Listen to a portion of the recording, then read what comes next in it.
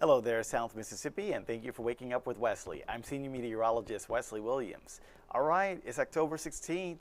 That means the month is basically halfway over, right? Let's take a look at the progress report, if you will, for the month of October, rain-wise. And you can see that with 16 days, there have been more dry days than rain days in the Gulfport, Biloxi area, as well as all of South Mississippi.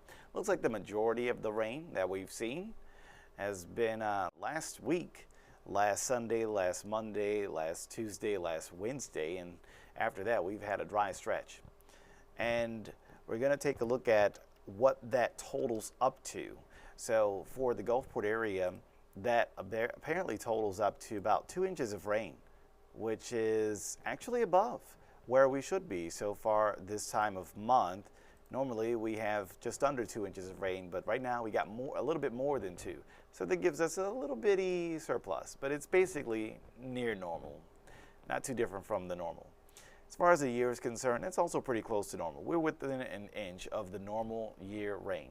We've got 53, almost 54 in the bucket, when we should have about 52 and a half. So we're doing pretty well rain-wise for the month and for the year. Problem is, last month was extremely dry. So in order to undo an extremely dry month, you actually need an extremely wet month. And that's not what's happening here. You can take a look at this map, which shows the percent of normal rain across the area. Anywhere in green, what does that mean? Green, you basically have near normal rain. You got 100% is normal. 125 is a little bit above that, 150 a little bit above that, and it looks like that's what we've got here, which is, I'll tell you in a moment, a really good thing when we check out the drought monitor, which was just released within the last hour. It's good that we're getting near normal rain in parts of Harrison and Jackson counties because those are some of the most drought-stricken areas. We'll show you the drought map next. Outside of Harrison and Jackson counties, we're actually a little bit below normal rain. In these yellow areas, we have around 80 or 90% of the normal rain. But this is much improved from earlier this month when we showed this, and it was just all red. It was like crimson, the whole map. So we've definitely come a distance from earlier this month. But now we're going to change it and show you the drought monitor. So this is the drought that is still showing severe. So breaking news. We do still have severe drought. This is our second or third week in a row under severe drought in parts of South Mississippi, and that does include parts of Harrison and parts of Jackson counties like Biloxi, Gulfport, as well as D'Iberville, St. Martin, Ocean Springs, as well as parts of Gaucher, as well as Van Cleve. So those are all places under that severe drought. So it is unfortunate that we still have to put up with this, but the good news, like we just showed you, is that at least for this month, because see the drought, this dates back to September, but the percent of month of rainfall we just showed you the previous map, it actually showed some near normal rain in Harrison and Jackson counties. So let's keep that trend going. We do have some rain chances this weekend. We'll get to those as we get through the forecast, but before we do, let's start off with a time lapse of this morning. And it was a beautiful sunrise, but there were a few features that I'd like to point out to you.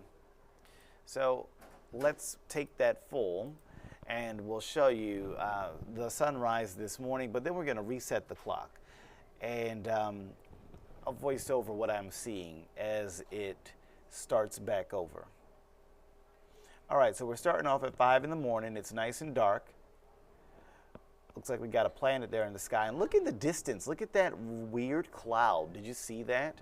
I actually posted a picture of that cloud to my Facebook page, and I think there are actually some viewers posting their pictures in the comments of that post.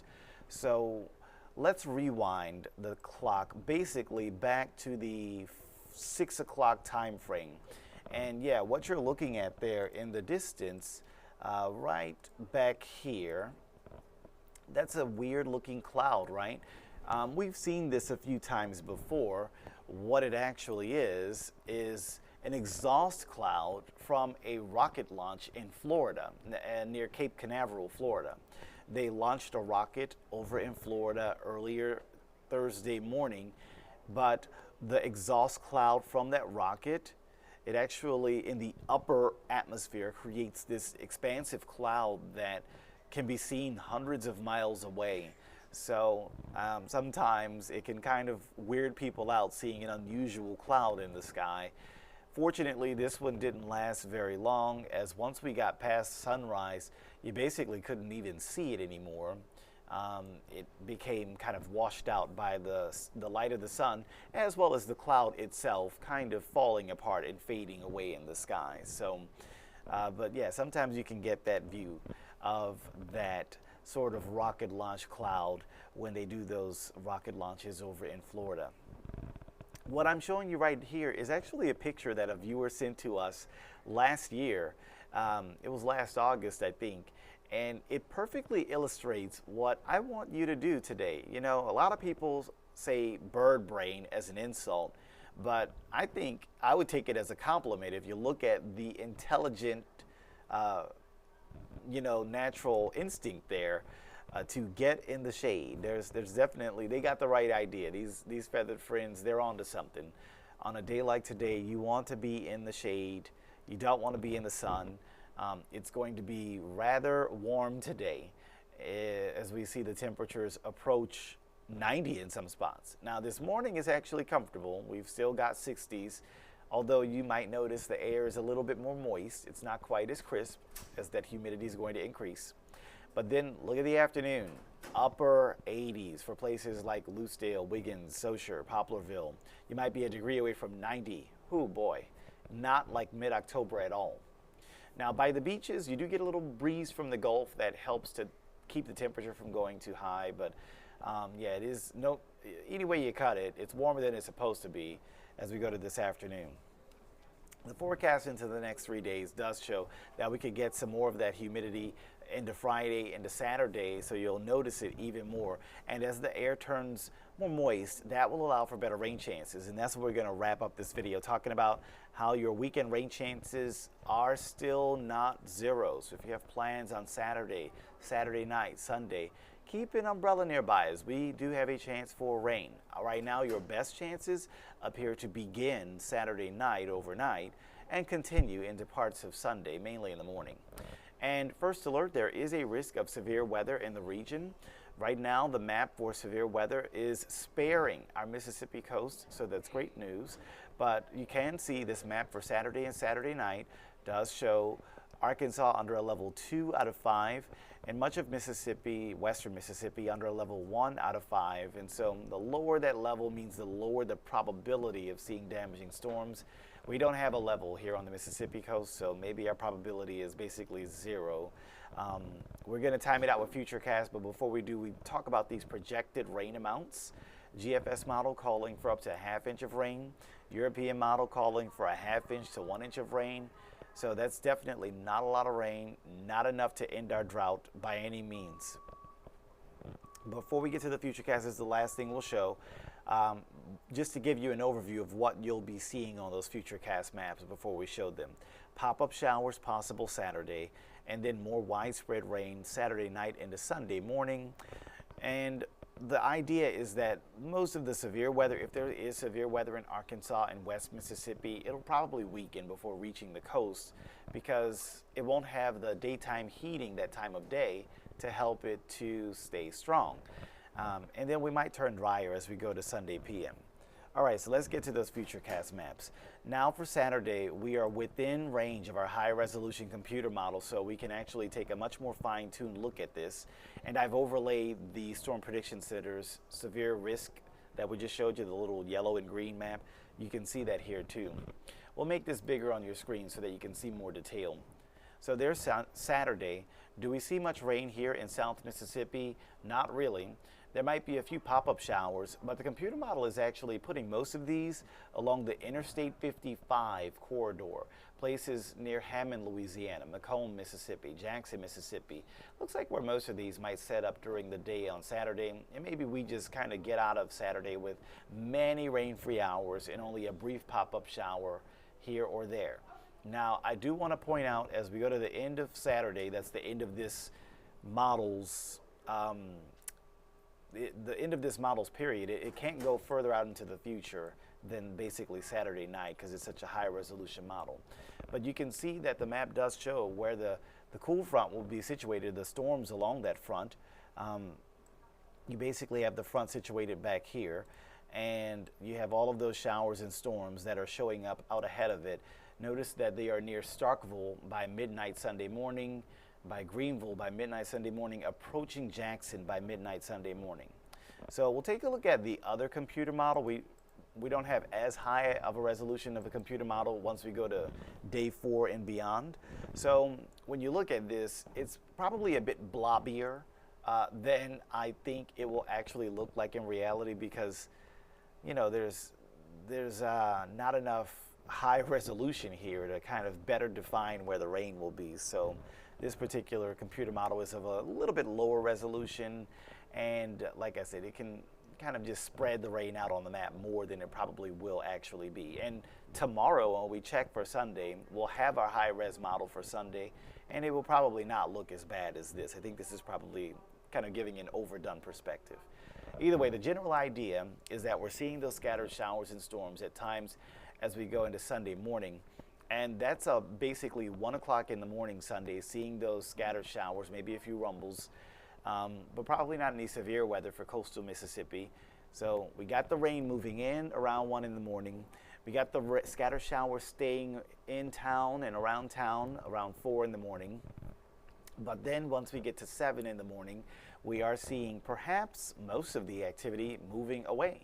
You'll notice by 7 in the morning, here we are on the Mississippi coast, and we actually don't see much rain for us anymore. Most of it is actually at this moment in time moving toward our east into Alabama and Florida. So we might be able to, if the timing is perfect on this, we might not have much rain at all during the daylight hours. Maybe all of the rain with this front might happen overnight before sunrise. But even though this map does show most of the rain moving over into Alabama and Georgia and Florida, I don't think the chances are completely falling just yet, because the front has not passed yet, so the air has not turned drier yet, which means new rain can still have a few hours to develop. So we want to watch this spot back. We want to watch the spot basically back here, because that's where I think there might be some new development. Watch that area when we go from 7 in the morning to 10 in the morning. We don't see a lot, but it is kind of subtly there. You can see just some echoes of light rain that might still try to pop up. You can't really get to a 0% rain chance until you are on the other side of this blue line with the blue triangles on the other side of the front. So that won't really happen until Sunday afternoon. Now, once we get to Sunday afternoon, there shouldn't be any chance for rain based on this current outlook. So as the air turns drier, we'll eventually feel lower humidity. We will eventually get the sky to completely clear out, and that will set the stage for some cooler conditions. So when we go to Sunday overnight into Monday morning, we'll actually have another round of chilly 50s everywhere, even on the coast. So that's our next chilly morning coming as we go to next Monday. And that 59 is for the coast. If we showed you the 10-day, it would actually show the inland area too, which probably will be cooler than 59 on Monday morning. Let's take a look and see. So there you can see that 10-day forecast, and the 59 on Monday morning on the coast, but a 55, see there you go, a little bit cooler for inland areas on Monday morning. So that's your Monday morning in a nutshell. You got chilly, mid to upper 50s. And for inland areas, you're going to see so many mornings next week. I think every morning next week will be in the 50s. It gets even cooler when we get another front around next Wednesday. So next Thursday, you wake up to some lower 50s inland, and we get some more upper 50s on the coast. And I think once we get past next Wednesday's front, maybe we get some afternoons in the 70s. I know some of you have been waiting a while for that, so looks like that'll be our best opportunity to finally get out of the 80s for a little bit and have a few afternoons below 80 degrees, maybe next Friday, October 24th, or next Saturday, October 25th, both inland and on the coast. And that's exactly what you want to see as we get closer and closer to Halloween. If you're planning a costume or something like that, It looks like the days right before Halloween are looking like we might get a cool down. And by the way, that weekend, Saturday, October 25th, is actually going to be the Hollow Weekend, is what I like to call it. It's the one that all the parties, all the weekend parties, weekend festivities, weekend events, that's going to be the one, because the actual holiday, October 31st, will fall on the following Friday, which means that, you know, the day after that will be Saturday, November 1st. And a lot of times at 11:59 p.m. on Halloween night, I mean, all the spiders, all the cobwebs, all the witches, all the goblins, they immediately vanish. And we move into the turkeys and the beans and the greens and the potatoes and everything. So I just wanted to give you that heads up. If you are, if you're a person who parties for Halloween a lot, it might come a little earlier than you expect if you do those weekend parties, because I think the weekend when most people are going to be doing Halloween parties is not this one coming, but it is the next one. So only one weekend separates us from the weekend of Halloween parties, and it looks like right now, early on, a good weather outlook for that, with little to no rain around Saturday, October 25th, and maybe even some cooler afternoons with no 80s. We'll see. It all depends on if the forecast stays put and doesn't change between now and then. Well, that'll pretty much do it for this Thursday edition of Waking Up with Wesley. I've been Senior Meteorologist Wesley Williams. We'll see you again next time.